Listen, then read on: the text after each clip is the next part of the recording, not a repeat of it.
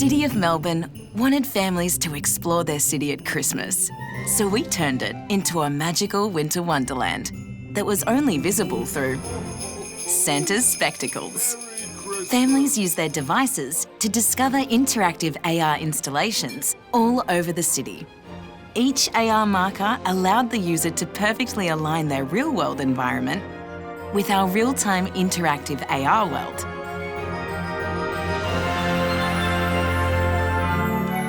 Instantly transporting them to the North Pole, overlaid across Melbourne's most iconic locations.